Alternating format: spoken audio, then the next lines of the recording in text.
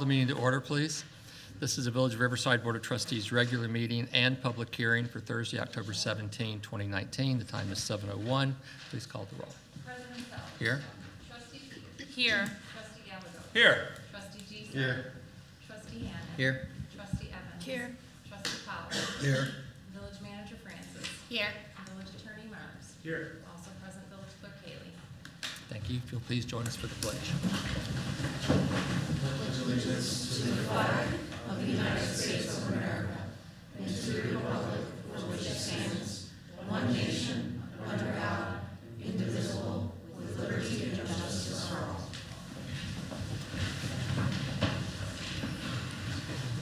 Thank you and welcome, everyone. Our first order of business tonight is a public hearing concerning the intent of the President and Board of Trustees to sell not to exceed $1,515,000 in general obligation limited tax bonds for road improvements within the village and for the payment of expenses incident thereto.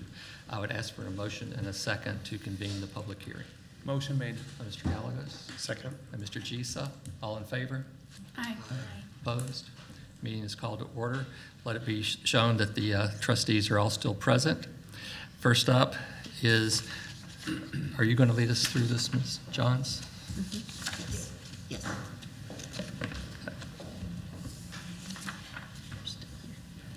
Good evening. President Sells, Yes. before we get started, can we swear in Ms. Johns and anyone else who might wish to speak? Yeah, anyone who might have questions or wish to give testimony, if you please stand and raise your hand. Ms. Those Johns, do you swear that the testimony you are about to give is the truth, the whole truth, and nothing but the truth? Yes. After you. Good evening. The village is planning on issuing up to $1,515,000 of limited tax bonds for road improvements within the village, as well as payment of the 2010 A Series bonds. As part of this issuance, the village is required to hold a public hearing before issuing debt this evening. We placed notice in the landmark on October 9th, notifying the public of this hearing as well as on our website. This is just a little bit of a formality before we start the bond issuance process. Are there any questions regarding the intent of the bonds or the process? Is that all you needed to do? That's all I got. Okay. I'd ask for a motion and a second to close the hearing. Motion made to close the Mr. hearing. Gallagher. Well, we need to see if anyone else wants to make any comments. based on Anyone that. have a comment or question? Okay. Thank you. Then I'll Question, motion by Mr. Gallegos, second by Ms. Peters. All in favor? Aye. Opposed? Hearing is closed. We'll move on now to presentations and public comment. You're welcome to address the board at any time during the meeting. You can address us now or any time at a particular agenda item. If you would like to address the board, I ask that you do so from the podium so that the folks at home can hear and see what you have to say. Would anyone like to address the board? Sir? Yes, I would like to. Please.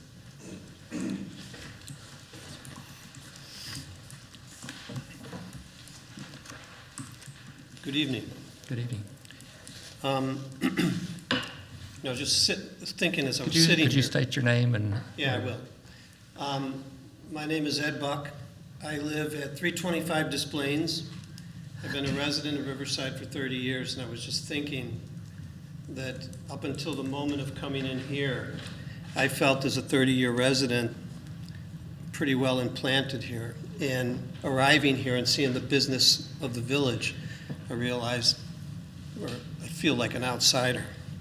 Some of you may know why I'm here, and for those of you who don't, you'll find out. Like I said, my wife and I moved in 30 years ago. We proudly live in Riverside. As college students, we enjoyed riding our bikes through the town and have always loved the aesthetics of this town. I lived here. I worked my professional career. I'm basically semi-retired. I work part-time in a psychiatric clinic. Before that, I was an assistant principal of a high school. My hobbies are I collect trees, so I fit in really good here. I have a great collection of trees on my property. I'm a member of the National Conifer Society. my art has been recognized by a lot of national organizations on that behalf. 5 years ago, I planted some flowers on my parkway. And for 5 years, they were hibiscus flowers. For 5 years, people have enjoyed them, myself included. I originally did it for myself. I saw it as a gift to the village to make the parkway look nice. I thought at the time that Desplaines was one of the few busy streets we have in town. I mean, I know we have Harlem, and we have First Avenue where there's forest preserves, but it's a street where a lot of traffic goes by and a lot of people walk. This summer, I received a letter from the village, from the Public Works Director, telling me that I was in violation of the code for plantings on the parkway, and that the flowers had to be removed. And the individual who sent me the letter also included the ordinance. When I read the ordinance, under the definitions, it makes an exception, 2 exceptions. One is for long grass, and the other is for herbaceous flowers. A herbaceous flower is a flower that's vascular in nature, can be biannual, annual, or perennial. Native. That's precisely what these are. However, you'll be happy to know, maybe some of you would, I would hope, I removed them this week under the order of the village that if I did not, they would, and they would charge me for it. All I wanted was a chance to come here and point out that in the ordinance, it was at very least ambiguous, and that most judges, when they look at definitions, would go to Wikipedia or look at a definition. Herbaceous is broad. It doesn't say that it has to be hostas. It doesn't state any kind of a height. But nevertheless, I was told I was in violation. I don't believe that, but they're gone now. I'm sad about that because I think as a resident, there ought to be a process whereby we feel we have a chance. You know, the fact is the village doesn't have the resources to maintain parkways. So we do it as a cooperative. Cooperation means we share. Sharing to me means that at least I get to be heard. I have nothing against the wonderful people we've hired here. They do their jobs and they do it well. But I wanted to speak to fellow neighbors, people like us that have skin in the game, that live here, that pay our taxes, that have an investment, that are invested, that have pride in this. I tried to do something that I thought created beauty. So that's what I feel about the ordinance. But I want to tell you something else, and I want to tell you this. I've had other friends here in town that, you know, and the code of the road is when you go to a board or you go speak to somebody, just stick to business. Just tell them about the ordinance. That's all that matters. Don't get philosophical. Well, I'm going to get philosophical. I'm a senior citizen. I know this, that at the end of time, all that matters is meaning. Meaning is everything. When we're all done, that's all we have.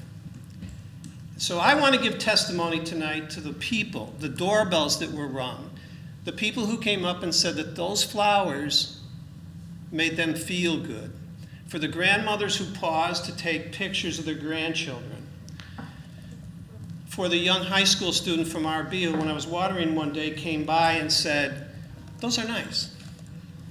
You know something? We have books over in our library that talk about the fact that we are all suffering from neighbor deprivation because we are staring at glowing screens constantly. I believe that that's a sight of vision that Frederick Law Olmsted would have enjoyed, that somebody noticed. Noticing is everything, the creation of beauty. I wanted to come here tonight and I wanted to propose that maybe this board would ask the landscape, the landscape advisory committee to do some research to see, would neighbors cooperate for some legitimate flowers on the parkway that would help decorate that street where there's a lot of trucks going by. And by the way, I doubt very much that Frederick Law Olmsted ever envisioned a sight of vision that would look like a 4-lane highway with trucks going by. But I was told that you can apply for a permit, but we won't okay it. I wrote a letter to one of the members of the board and I said, could I please have a stay until at least I come and speak? That's all I wanted. And my response was, the response I got was, in all the years I've never seen the board object against the findings of our employees. They're good employees, and they are good employees. But really? And then I was told that you can come and you can make a proposal, but I doubt if the board, the LAC, and the Landmark Committee would ever agree with you. Really? You know what that's like? That's like a door that says, welcome, please come in, with 2 guard dogs that will bite you if you come near it. We need a process where you feel you have a chance. I can't read minds. That says 2 things to me, folks, honestly. And I don't mean to be mean. But what it says to me is that if you aspire in Riverside to be on a committee, you better agree with all those things. I don't know. See, I think we should be proud that we had someone design this community that had so much vision. But the way you honor a person with vision isn't to become static and dogmatic of where they stopped, but to continue to subscribe and endorse the idea of vision. This isn't Pleasantview. Color is okay. And you know what, as leaders, you need to feel good about the fact that when our citizens are delighted by something, that is good for our community. That makes the community better. And that at that moment, I keep thinking, those things are gone. The people are going to walk by the house now and feel nothing, where they used to feel something, where they felt a thing. They reacted to a thing. And I believe then and I believe now that that was good for us. And so what I want to say to you is that I'm here tonight. I could have brought neighbors because I had a lot of good feedback from this. And quite honestly, I had one guy who came and told me that they're supposed to look like English parkways. And I didn't say anything. But I felt like saying, we won our independence from England in 1776, and we celebrate that right over here in this park every 4th of July. And he told me that if I could go, I could move to communities where they'd allow you to do that. And I thought that was an arrogant thing to say to me. But I went to Brookfield, and I went to Forest Park, and I went to Berwyn, and I asked them, what are their policies? And they're just like ours, a lot like ours. But what they told me, they said, is if people make things look nicer, we consider that. I'm not here to say we need a Ferris wheel on displays. I'm not talking about that. I'm talking about flowers. For 3.5 seasons, they don't even exist. All I'm saying is, can there possibly be a process, a vehicle, where at some point we look at other things in the same spirit that once upon a time someone looked at this community and dreamed it and created it? If we think like that, we go somewhere. If we become paralyzed, we run the risk of not going anywhere. And finally, what I want to say is that, you react to complaints. I did this for me, but it ain't about me anymore. It's about those folks who looked at that and felt something and enjoyed it. And so I felt it, because you know what? I'm going to sleep tonight. And there are people with greater problems, and there are bigger things, and you all have bigger things to say. And I apologize for coming here to talk about flowers. But they are not a site hazard. They are not any kind of a hazard. If they're a hazard, then we should cut down all the trees, because they don't move either. I polled all my neighbors. They love them. I didn't want to waste their time to come into a board meeting. I don't need to do that. I came to speak to the fact that people enjoy these things, and you need to know that. And I know you react to complaints, but there were people that know it. And I know you understand it. And I don't mean to embarrass the village manager, but when I met with her, she was good enough to meet with me. She confided in me that she also plants in her parkway. And so, it just tells me that at this time in life, as an old guy, what concerns me is what is passed on. What do we do? How do we create an unbroken chain that has some meaning to it? And so I'm here to say that at the same time there were complaints, and there is a value to not do that. There is also a strong desire to do things like this. When you came to me and you said, we're putting trees in the village, and would you participate? I did. I did that. I am willing to share the parkway with you.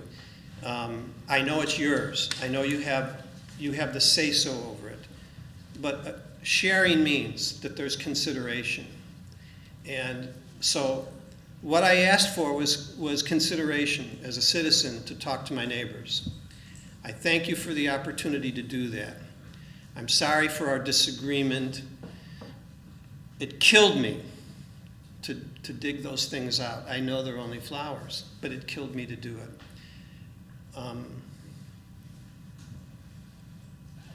I apologize for being a thorn in your side, but I guarantee you that our disagreements are theoretical and not personal. Thank you. Thank you, sir. Would anyone else like to address the board? Moving on then to the reports of village officers. First up is the village president's report. The only thing that I would like to report was we had a very nice event this past weekend. We were lucky enough to have the Metropolitan Water Reclamation District come out to do a ribbon cutting for the green parking lot, the commuter lot 1, and the rain garden.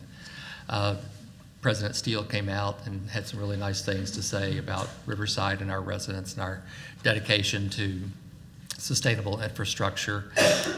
We were able to publicly thank them for the $561,000 that they gave us as a grant to help make that parking lot possible. They were so impressed with how nicely it turned out, they're actually going to come back out with a film crew next time we have a big rain event, so they could actually film the thing working and flowing into the bioswales to see how well it's functioning. 200,000 gallons of water per rain event will be managed by that parking lot and bioswale, which is water that will not be in our basements. So it was a very nice event, and we really appreciated President Steele and MWRD coming out. And that's all I have. Manager Francis. I don't have a report this evening. Moving on to the approval of the consent agenda. On the agenda this evening, approve the voucher list of bills October 17, 2019. Approve the Village Board of Trustees regular meeting minutes of October 3, 2019. Review and file the Landscape Advisory Commission meeting minutes of September 10. The Preservation Commission regular meeting and public hearing meeting minutes of August 8th. And the Community Development, Fire, and Police Department September 2019 monthly reports. A resolution adopting the update of the Cook County Multi-Jurisdictional Hazard Mitigation Plan. A resolution authorizing the sale or disposal of personal property owned by the Village of Riverside. And a motion to approve the special event application for the Hot Air Balloon Affair to be held at Big Ballpark on Sunday, October 20th, 2019, weather permitting. Does anyone need anything removed for discussion? I'd ask for a motion and a second to approve. So moved. By Mr. Gallegos. Second. By Ms. Peters. Please call the roll. Trustee Peters. Aye. Trustee Gallagher. Aye. Trustee Giesman. Trustee Hanneman. Aye. Trustee Evans. Aye. Trustee Burns. Aye. Motion carries. Next up are reports of departments, commissions, and trustee liaisons. Are there any liaison reports this evening?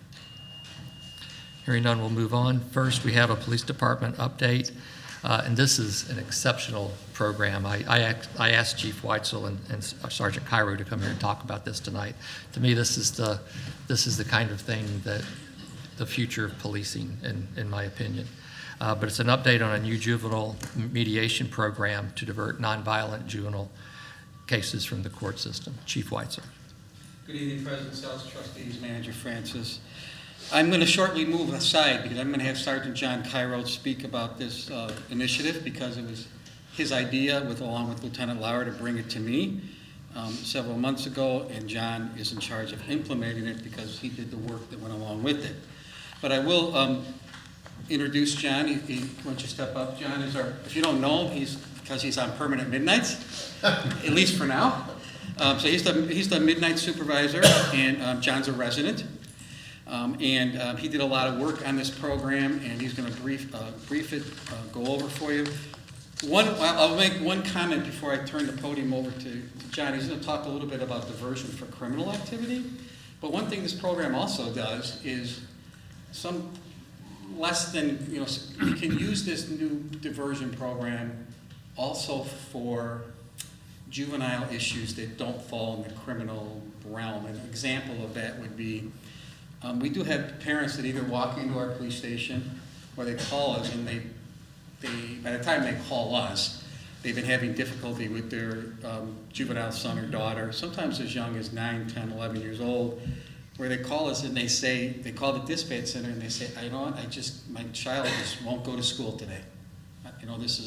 I've been dealing with this for months and months, and either I'm a single parent, or I just can't, I don't know how to handle it, so we're like to reach out to them, or they call us at 8 or 9 o'clock at night. Well, we're the only ones open here, so they're calling the 911 center.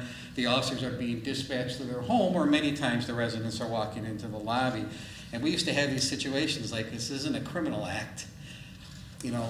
We're not licensed social workers. We can only do so much. Well, this new program that John will talk about, in addition to criminal diversion, will help us have an avenue to put families in contact with this organization to help them in those situations. And we can do it here.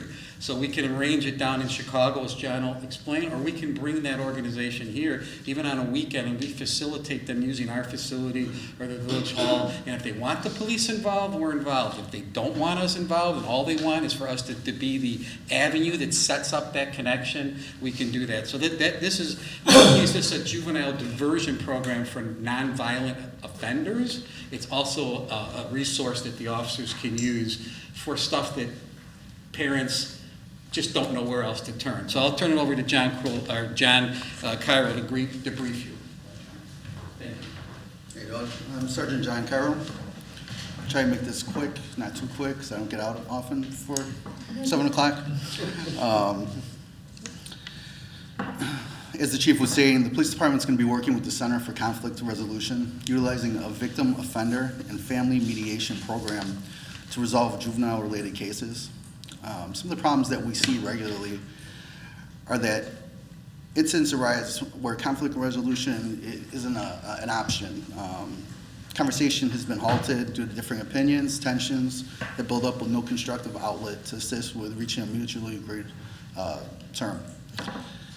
The conflict is often directed at family members and victims of reported incidents. So this could be, like the chief was saying, neighbors, neighbor disputes, something coming from the high school. It could be domestic related with parents, siblings, anybody else in the household. This also furthers the potential for victimization. So if this is an incident that we don't have the opportunity to address or that we can't provide some kind of mediation for, then and oftentimes we'll be responding to that residence on multiple occasions, multiple incidents, and we'll get to know the address, get to know the people. Whereas if we had a mediation program, if we had somewhere that we could turn them to, then we have the opportunity to correct an issue that's going to be ongoing otherwise. This is in even cases where we might make an arrest. So in a juvenile case where we petition a juvenile, usually there's some kind of a no contact order. It's similar to like a bond order, even though juveniles aren't bonded out from the station. It's usually sent down to a juvenile ASA. So we'll make a no contact order.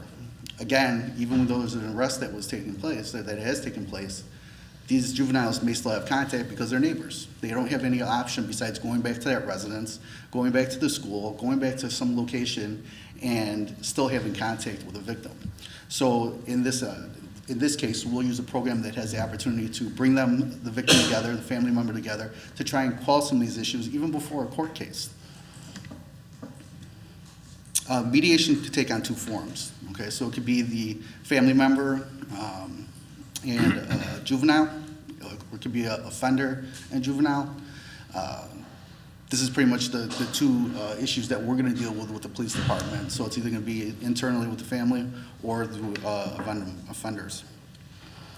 The end result that we're hoping for is a positive approach to conflict resolution that can take place even if there's no pending case. So the best part about this mediation program is that it can be used at any point during the process.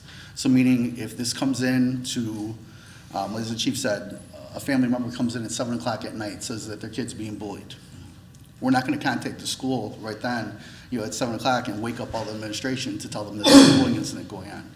We may have the opportunity to contact the Center for Mediation or Resolution, Conflict Resolution, set up a meeting either downtown or at the station here, wherever it's comfortable for the offender and victim. They may not want to do it at the police station because of the setting. It's very formal, very arrest-like. So we may have to set it up in the village hall. We may be able to set it up at the library at some point. Take it outside of the realm of the village to mediate some of these issues and hopefully quell them. It also allows anybody the opportunity to contact the center and resolve some of these issues themselves if they had to through the police department. The future use for the program with the police department in cases will be deemed eligible by the Center for Resolution, Conflict Resolution, including such criminal offenses as criminal trespass, criminal damaged property, trespass to motor vehicle, assault, battery, theft, and harassment. The only two, categories that we're not going to allow to go to mediation is anything where there's significant violence or use of a weapon. Obviously, this is for concern of the victim because of the fact that when someone's victimized through violence or by use of a weapon, you'd want to put somebody in the same room because there's ongoing impact that could occur, especially with juvenile cases. Juvenile could be impacted for the rest of their life because of being placed in this situation again and have to relive that situation over and over again. So obviously that's something that we don't want to do. So we're going to try and keep it away from nonviolent crimes, non-weapon offenses.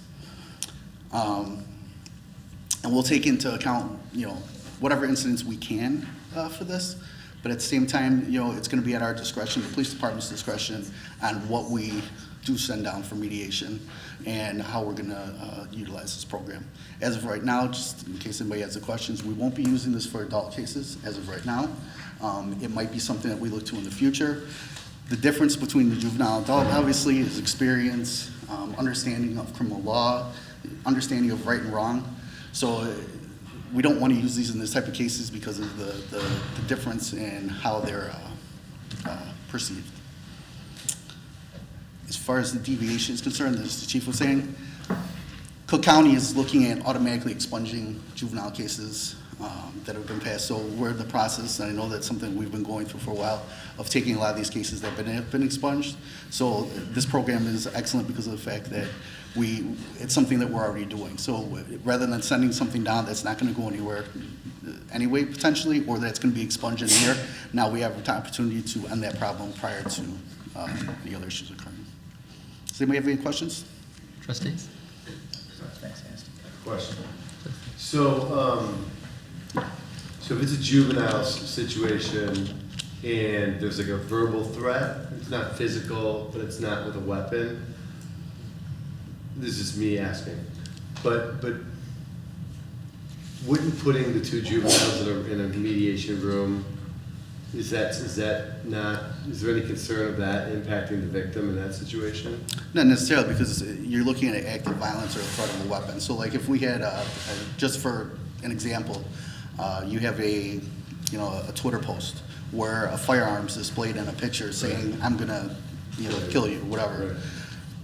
Use of a weapon, potential threat, we don't want to put them in a room because of, what could occur, what could happen. So that's something that we're not going to use for this program. Now you have a Twitter post where it says, tomorrow morning we're going to get in a fight at 3 o'clock, 3 o'clock in the afternoon after school. That's something we can use this for because now we have an indication of a potential threat. No active violence has taken place yet, and now we can set that up so we can bring them in. And it's similar to like a peer mediation within a school setting. They may have students that do the same thing, or they're involved in the same type of program where there's staged questions, responses. If the offender says this, then, the mediator is going to come back with, trying to make them understand what the problem is and how to resolve it. So that's more of our focus, is those types of incidents. When you have acts of violence or weapons, personally, I don't want to mediate that, because there's obviously some kind of an issue that's going on with that offender, and steps need to be taken to correct it by other means, not by mediation necessarily, but more arrest. I agree with that. Other questions? Sergeant, I just want you to know that, I'm really thankful that you spearheaded this. This is an exceptional idea, and I'm really proud of our department that it embraced it. I really do think these are the kind of things that can make a big difference in a young person's life, and it's another resource that we have in responding to these incidents. So thank you very much for what you've done. Thank you. Thank you.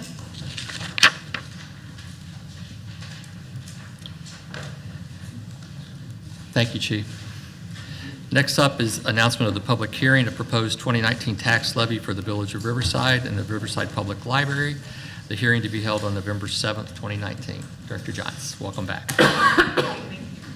Just wanted to let everyone know that there will be a hearing held on November 7th for the 2019 tax levy for the Village of Riverside and the Riverside Public Library. The village has this annual hearing regardless of requirement as a best practice. And following on that is an announcement of a public hearing of the proposed budget for the fiscal year 2020, hearing also to be held on November 7th, 2019. Again, we will be having a budget hearing on November 7th for both the Village of Riverside and the library. We are required to have this hearing on an annual basis at least 30 days, at least 20 days before adoption. Any questions for Director Johns? Thank you very much. We'll move on now to ordinances and resolutions. With permission of the board, I would like to reorder a little bit. We do have residents here for the two variation requests, so with your permission, we'll take those first and then turn to the term limits. So moving to agenda item 9B, an ordinance approving variations to allow an existing shared gravel driveway to be maintained and remain at 124 and 128 Berry Point Road. Director Abt. The owners of 124 and 128 Berry Point have submitted a variation application from our driveway regulations in order to be able to maintain their existing non-conforming gravel driveway. Section 1010-7A requires that owners of a gravel driveway have to come into conformance within 5 years of the adoption of the ordinance with an approved driveway material. So they are requesting, in order to be able to keep the gravel driveway at the required maintenance levels that are outlined in the code. So the commission held their public hearing on September 25th and discussed the application. There was some division amongst the commission as to whether there was a practical difficulty or a hardship in this case. There was some discussion that the code as written was somewhat unclear or ambiguous. Several commissioners suggested that a code amendment should be considered to clarify that gravel driveways are no longer a permitted driveway type.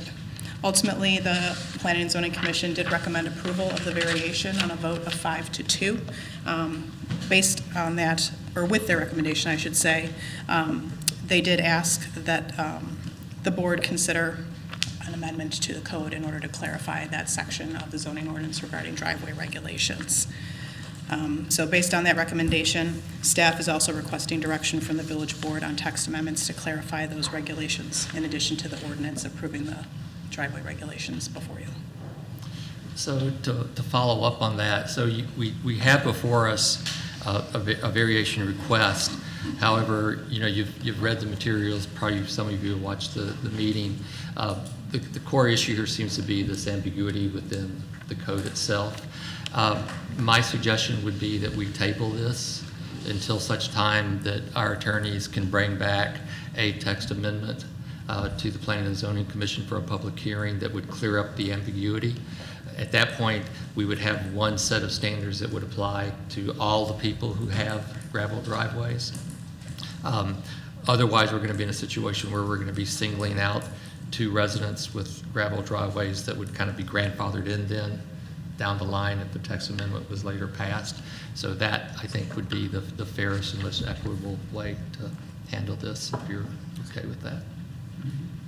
So, Have there been any any other gravel driveway variations, just to confirm that we, Variations, no. We have had gravel driveways that have also been identified and told that they have a year to Okay. bring their driveway into but we've never conformance. granted any other. Not that I know Okay. of. Mr. Anderson? President Sales, Yes. if one thing I was confused at, I went back and I watched the replay of the hearing, read the notes, and I'm still struggling. And unfortunately, I sat on the zoning board, so I have to, or zoning commission, so I have to keep myself from playing zoning commissioner again. I understand that. You know, for approval of the variation, you know, a particular physical or unusual condition, particular hardship, and I did not see in the notes, other than a reference to economic hardship, you know, what was the unique hardship for this? So I don't know if we're going to send this back or if we can get some more color than that between now and then. It was just difficult for me to figure out where that was coming from. So let's kind of convert that to a parliamentary question. We don't at this point have a motion and a second for the variation. Are we required to have a motion and a second and then table it? Or, Yeah, so if you want to continue it to January, as you suggested, there should be a motion and a second to a date certain, because this is a matter that was gone through a public hearing process. Okay, go ahead. so let's do that first. Let's get a motion and a second. And I'll make the motion to table it till January. No, a motion to approve the ordinance. Oh, motion to approve then. Second by anybody? Oh, I'm sorry, you don't need a motion to approve it, you can just motion to table. Oh, we can go straight to the motion. Oh, that's what I Yes. was asking. I'm Yes, sorry, I I'm wasn't sorry. clear. Motion to table. Well, no, but that doesn't address Mr. Hannon's point. Mine So- was more of a procedural question. President Sales. Well, so you're asking, how would we, what you're asking is really goes to the merit of the variation request, which is whether or not there was an undue hardship shown. Or if there was evidence that didn't make it into the report, you know, if we are going to table this, you know, I was wondering if there's a process to sort of fill in what's not clear in the report. And if it's not, it's not, that's fine. I mean, I watched it as well. I didn't really see anything other than what has been reported in the findings of fact. Okay. I mean, they basically hung their hat on the financial aspect, which, to my knowledge, through case law, has never been found to satisfy the undue hardship standard. But I guess what I'm suggesting is if we wait till we have a text amendment, this variation might be mooted. I can agree with that. Is that all right with everyone? So on the motion to table, Do we have a second? second by Mr. Pollack, I thought. Sure. Yes. You can call the roll on the motion. To what date? To January 16th. Did you have something to ask? Discussion on the motion. Oh, sure, please. I guess I would be looking at a text amendment that kind of resets the clock on amortization. And so hopefully that could be incorporated into any consideration by the planning commission. Yeah, I mean, and Director Apt and Attorney Mars can fill in. I mean, this is a very problematic thing, because what happened is in 2005, there was an ordinance passed that basically said people had 5 years in order to bring their gravel driveways into compliance, and the village didn't enforce it. And so a period of time went on, and now there was another notice, I think, sent in 2008 to everyone that had Yes. the driveways. And then in this instance, people were notified again in 2015, I believe it was. But because of this ambiguity in the code, the argument by the petitioners was that it wasn't clear in the code that they only had 5 years. So to Trustee Pollack's point, a text amendment would allow us to make it crystal clear what the time frame is and what is expected of people who have concrete driveways.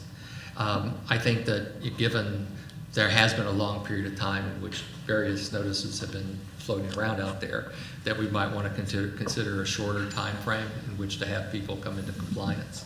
But we can cross that situation when we get to it. Anything else? So there's 26 driveways, right? There are 26 that will gravel be driveways. impacted by this. Yes. Call the motion, please. Trustee Peters. Aye. Trustee Gallagher. Aye. Trustee Giza. Aye. Trustee Hammond. Aye. Trustee Evans. Aye. Trustee Powell. Aye. Motion carries. Next is an ordinance approving a variation to allow an accessory structure, a freestanding canopy, to be constructed less than 10 feet from the principal structure at 277 Gatesby Road. The petitioners are seeking a variation to construct a pavilion, freestanding canopy, over the remaining brick knee wall for their original greenhouse that was originally built with the home. This home is a designated local landmark.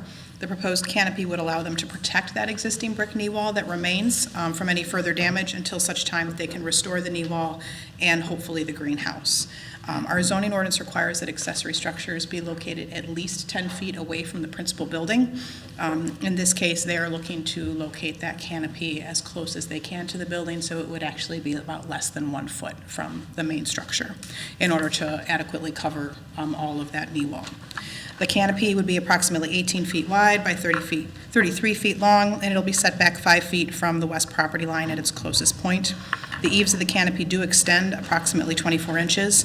The height of the canopy is 14 feet, and the canopy will have wood posts and frame with a standing seam metal roof.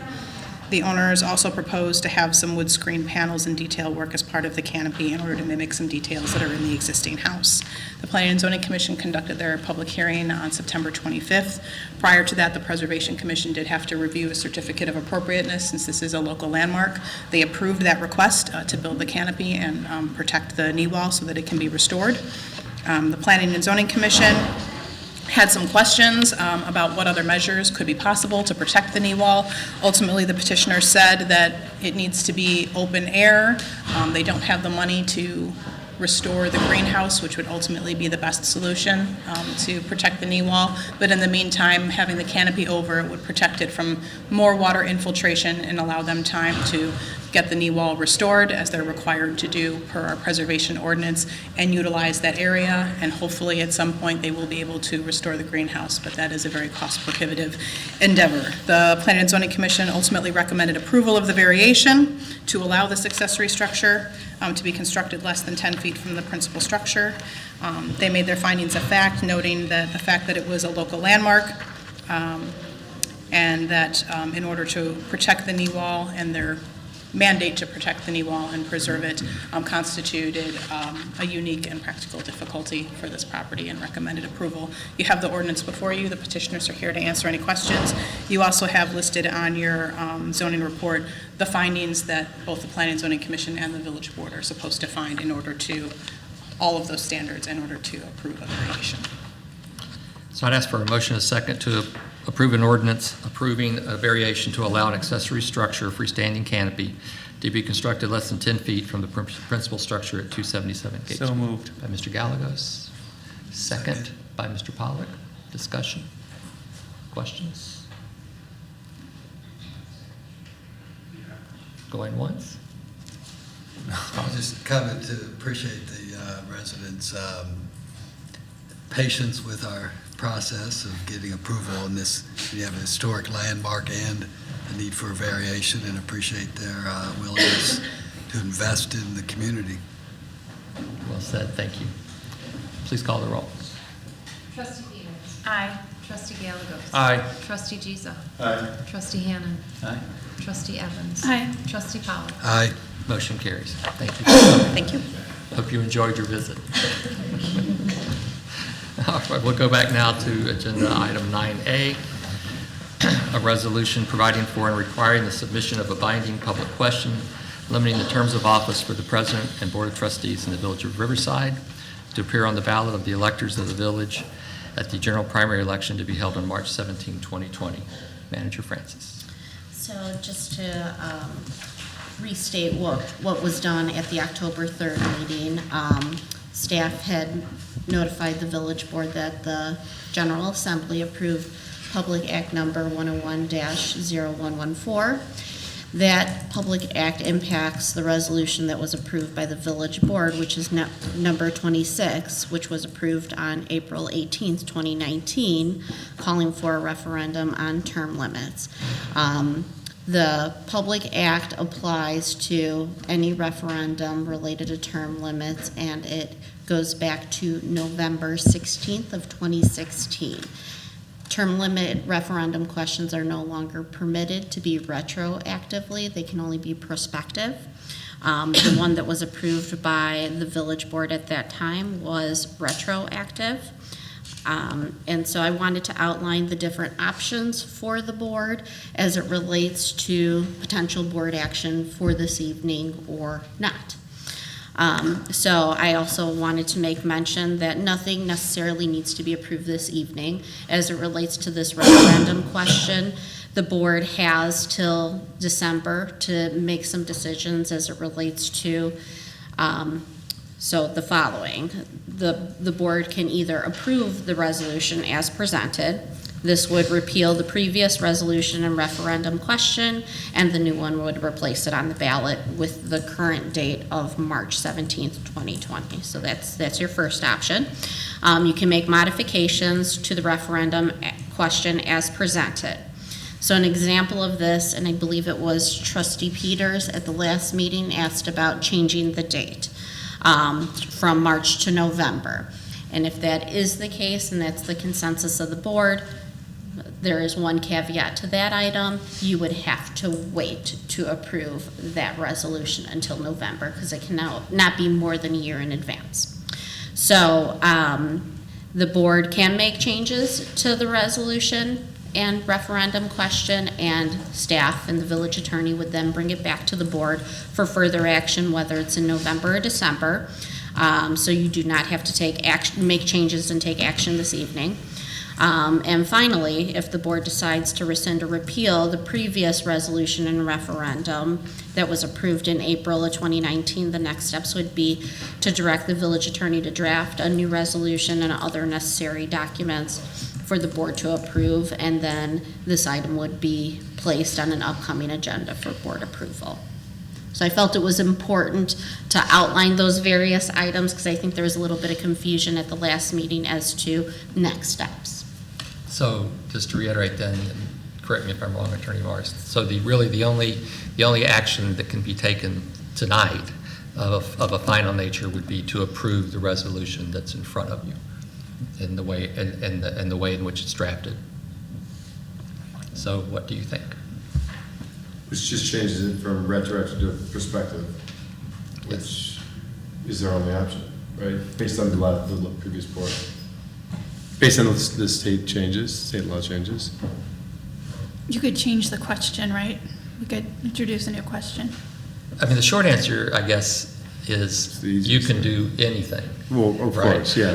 But what this does, the only change this makes to what the prior board had voted on was to make it prospective instead of retroactive. Yeah. Right. And this would be the only thing that you could take final action on tonight. And that's option one? That is an option, yes. But I'm just trying to figure out which option that Village Manager Francis laid out. Well, you can either do that. I know what we can do. I'm just trying to understand. So that's the first option. Okay, that's really you. up to you. Yeah, but it's not like there's a you can do any of those things. So it's up to you guys. I would just say we change from retroactive to prospective and stick with what the previous board voted on, but change it based on what the state of Illinois is requesting. Do we need a motion and Then a second to we discuss just- this stuff? Oh, Well, if you want to do that, you need a motion, yes. motion to discuss. No, do you want to, are you making a motion to approve this?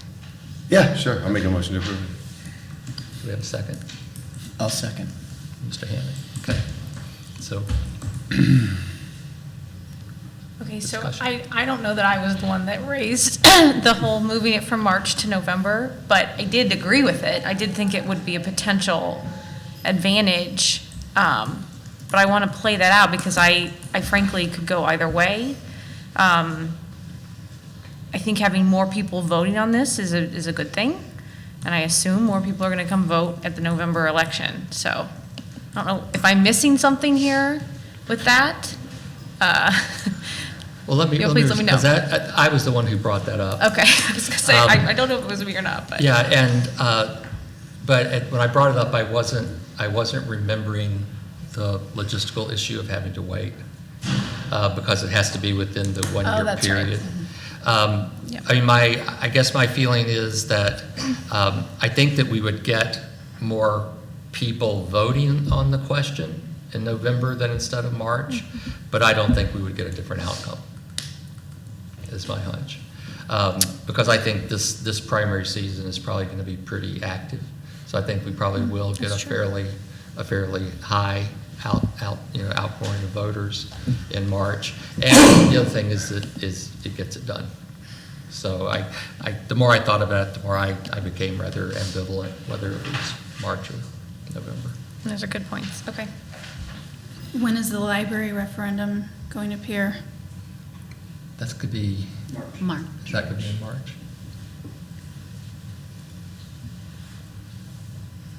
Further discussion?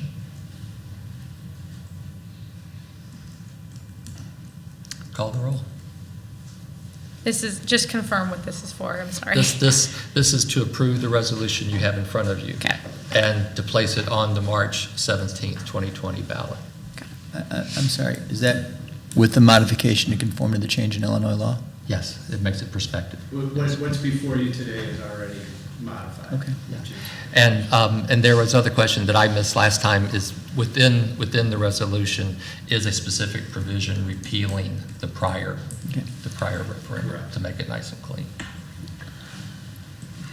Trustee Peters. Aye. You know what, I'm sorry, I have a couple questions. Sure, please. So I know we've kind of already started hashing this out, but I do have some origin questions. Trustee Gisa, earlier this year when making your case for term limits, you read the Riverside Community Caucus bylaws on term limits into the record. So it appeared as though the caucus is attempting to incorporate its bylaws into Riverside government. Is that what this is? Not that I know of, no. It's not. Was there another reason that you're interested in imposing term limits? No, That's not the case. no. There's no reason? I think it's appropriate. Do you care to elaborate on why you think term limits is appropriate for I Riverside? think term limits are appropriate because I think that it gives more people an opportunity to serve, and I think it is something that's been discussed with me by residents and recommended. Is there something stopping people from serving? No? Look, I don't think this is about I mean, I've answered your question. That's my position. I mean, I don't, why are we seeking a solution to a problem that isn't there? It may not be a problem to you, but it's a problem to others. What's the problem? People have come to me and said term limits are appropriate. I agree with it. I proposed it. It was voted on by the previous board, and it passed. I mean, I guess I would love for you to tell us why you think it's appropriate. I know, I feel like this is an inquisition right now, so I'm not really sure. I've answered your question. So you may not be happy with my answer, but your question's been answered. It wasn't answered. It was. So you don't have a reason for why you want term limits? It's just a I told- caucus? He's I've answered He's it. answered you. Right, so it's just a caucus. That's No, not I what didn't. he That's said. not what I That's said. not what he That's That's what it not what I is. said. Well, I'm a pretty firm believer in allowing voters to choose who they want to represent them and for how long. And no evidence has been presented to indicate voters would benefit from losing this option, so I'll be voting no. Mr. Powell? Well, it was stated earlier this year when we first discussed this, and Trustee Jesus restated it, that term limits would give more people a chance to participate in village government, and I just don't understand the math.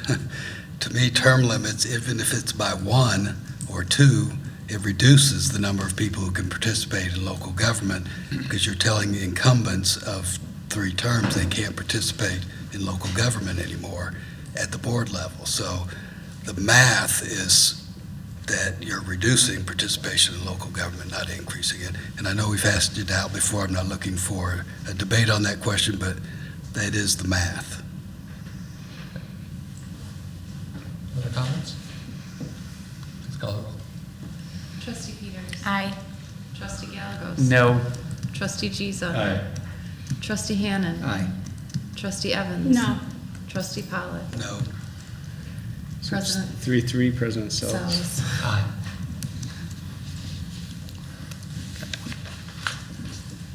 Next up is the considerations. We have a continuing discussion tonight of financial issues. Tonight, we're going to talk about the Village of Riverside 2020 budget. Director Jones. Good evening. Tonight before you have a draft copy of the recommended fiscal year 2020 budget. I wanted to bring forth a little bit of history of what we've accomplished so far this year. The 2020 to 2029 capital improvement plan was presented to the board at the August 15th board meeting. The 5-year financial forecast was presented at the October 3rd board meeting. A few highlights from this budget presented before you is the general fund revenues total $9,888,204, representing an increase of $79,000 or 0.81% from the 2019 budget.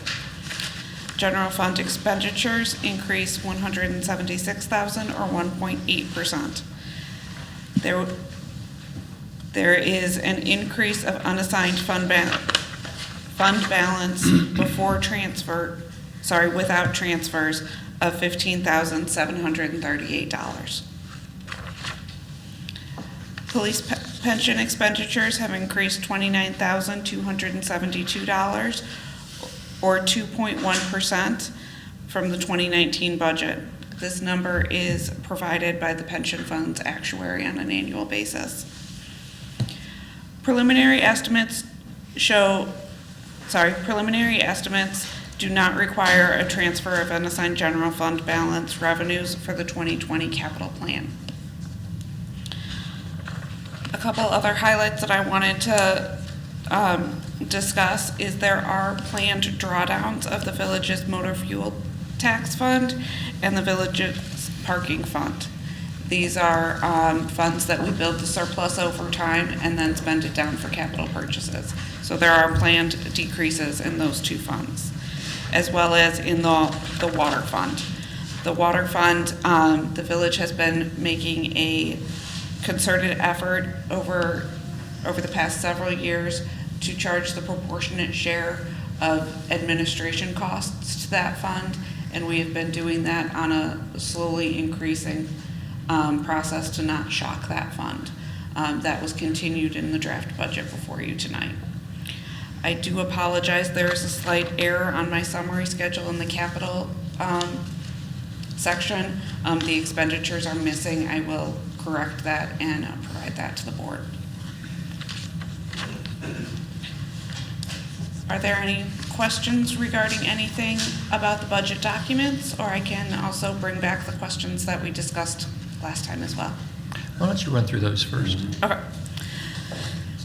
The first item that was asked for review was general fund fees to be evaluated and compare community survey. We're still working on this, so I don't have anything to present on that item, but we are not recommending putting that into the 2020 budget. Or we're not recommending budgeting for those, even if we decide to make those fee increases. We discussed increasing the interfund transfer from the parking fund to the general fund by 5%. That change has been implemented in the draft budget before you. I'm sorry, can you go back to the general fund fees? Mm-hmm. I missed part of that, so I was trying to pull out my notes. Can you say that again? I apologize. I have not completed the surveys yet. Yeah. Regardless of whether the results, we would not recommend budgeting for those additional revenues. Okay, not budgeting. So we plan to bring those back to the board this year to act on those one way or the other, but we would not recommend incorporating those into the budget till we see actuals. Thank you, sorry. Mm-hmm. Sorry, the third one was a potential increase in water and sewer rates based on additional increases in personnel and administration costs. I'm still working on this analysis, and this will be presented at a later board meeting.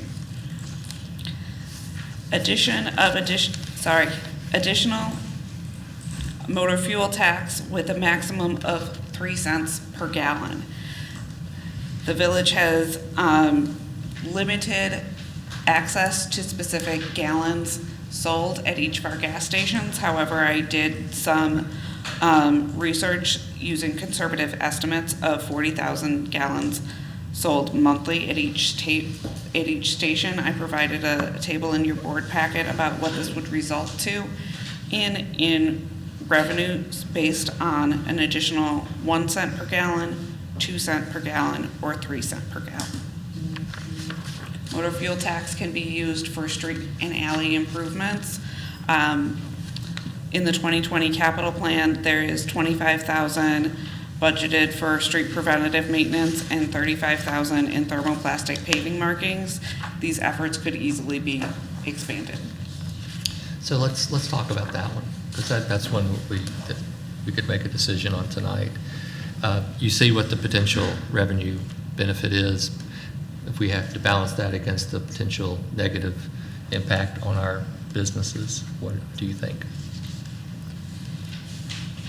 I think I was sort of against this to begin with, but I'm probably more against it now, given the numbers here. I don't think we can even realistically look at a 3 cent, given that North Riverside and Costco is at 2 cents. Our businesses are already at a disadvantage to Costco, and to make their disadvantage go up even more by 3 cents as opposed to 2 just doesn't make sense to me. So when I look at 2 cents and that number is $28,000 a year, I don't feel like that's worth it to hurt our 3 businesses' potential to get customers. Other thoughts? And to agree with Trustee Peters, again, putting together this estimate was very helpful. It helped us visualize. But again, it's only an estimate, and if raising this tax causes the sales to go down, it's not like we're giving away the $28,000. That could turn into $10,000, and we've driven what are otherwise healthy and I think helpful businesses in the town, putting them in a hardship. So I would agree that this is not a path that's going to help us raise revenue. Do I sense agreement on this point? Not increasing To it? not increase it? I don't want to do it. Yeah. Okay. I thought that's, yeah, because I agree with that. Other questions or comments generally? Please. And overall comment, this was very well done. You have overwhelmed the former CPA, so congratulations. What would be helpful to me is, I try to mark where the big dollar swings were. Percentage-wise, we have some that are increasing by 600%. Others are showing a $46,000 change. So I don't know what's the most efficient way to go through those major changes, but I'd like to understand, at a minimum, we've got, $50,000 coming out of police patrol, but then we're increasing. Can you tell me what page you're on? I am looking at 205. Thank you. I'm sorry. And then a $50,000 increase to police administration, and there's, those big, more than $20,000 swings. I don't know if you could just give us a highlight overview on what's changing, what's being eliminated, or why the extra funds are needed. But I think that'll help give a good perspective on some of the big dollar changes in the budget. I would start with police administration. The increase there is mostly due to that additional police pension cost. Got it, okay. For police patrol, we recommended or included in the budget is current staffing levels, and there was a decrease of 1 officer in this past year.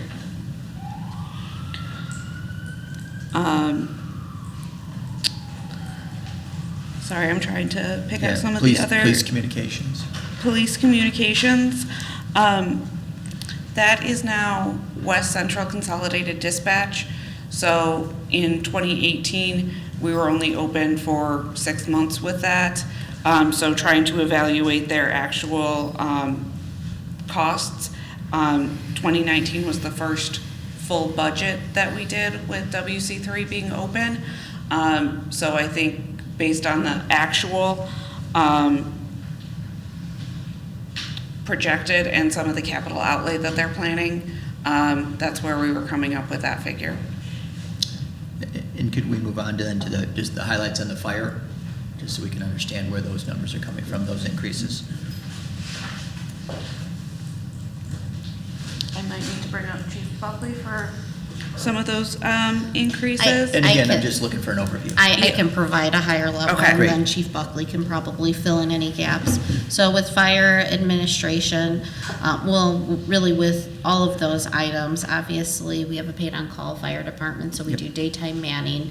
But with the paid-on-call, there is an attrition factor, and so we have to make sure that we're training people up. So while we save on a paid-on-call fire department, we also pay as it relates to training those people. And so we're going through that additional cycle. If you look at it over the past 5 or 10 years, you've seen fluctuations, but overall it's relatively maintained at the level of between 1.4 to 1.5. The other moving factor as it relates to the fire department are the calls for service after hours. So we do daytime manning during peak hours of the daytime, but then after hours, it's a page out for those firefighters. So that's kind of a moving target depending on how many fire calls we get on a given day. And I'm sorry, and that's in fire administration? That is, that's under suppression. Okay. Administration obviously is the various related duties of the fire department, so it includes your fire chief, your public safety analyst, those types of things. Okay, and then emergency medical falls in that as well, is with the calls? Yes. Okay, that's helpful. And then, just want to get an understanding down below in Public Works, we have Parks Maintenance going up by 30,000. Just want to understand what's driving that. I'm sorry, I'm flipping to the detail sheet for that one. Yeah, and again, just looking for big picture. I don't need to. Director Bailey, do Mr. you Bailey, remember could you off the top of your provide head? some help?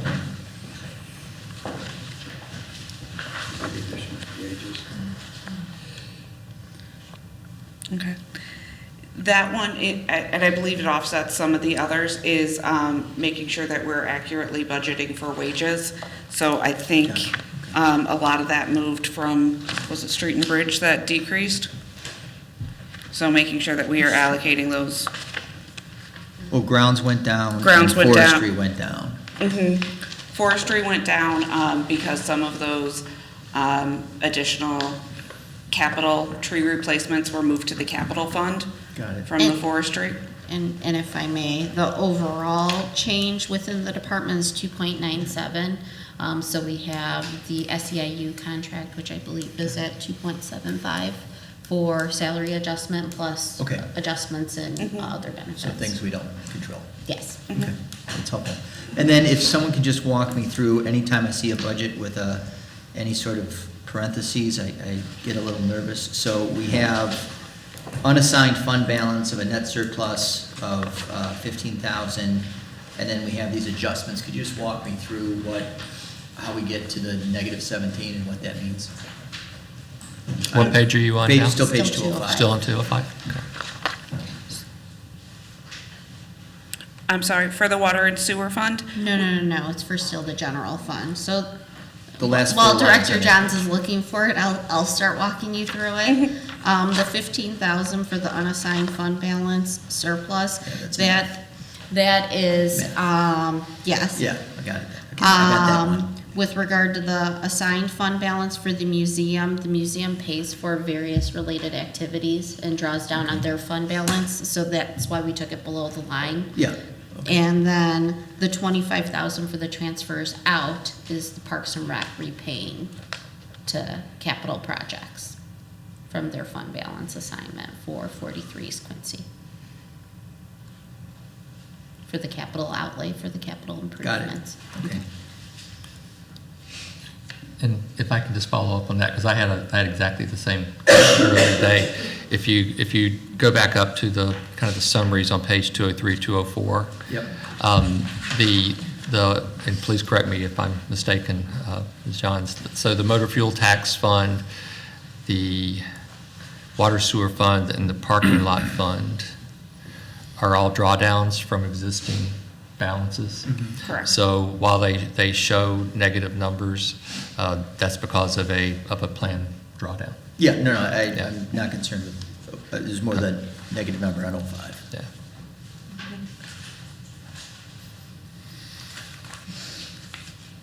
Other questions? I have one just general comment. And I spoke with Manager Francis about this today on page 201. Because we talk a lot up here about the structural deficit that we face, that we are limited in the amount of revenue we can increase because of the PTEL and the caps on taxes, while our expenses are often, portions of our expenses are at double digits. And if you look under the 2020 budget highlights, the first sentence, it shows that our general fund revenues, our revenues only increased 0.81% from the 2019 budget.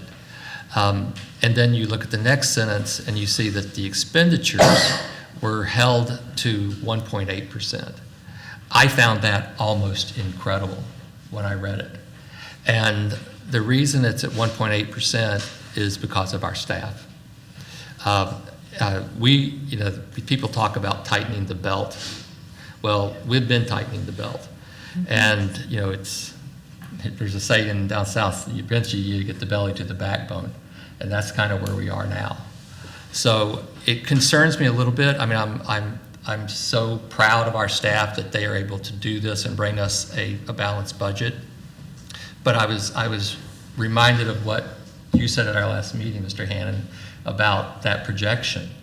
When you look down the road, things are getting progressively worse because of the structural deficit. And it concerns me sometimes that, our residents, they don't see any change.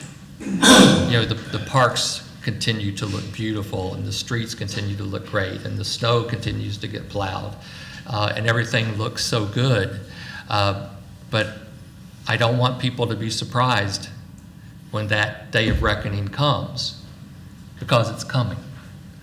And I just don't know how many more years our staff can accomplish what they accomplished this year. And I just wanted everyone to be aware of that. So That's helpful, thank you. Anything else for Ms. Johns? Wonderful job, thank you. Thank you. Any new business? We have no meeting for an executive session, so I'd ask for a motion second to adjourn. So moved.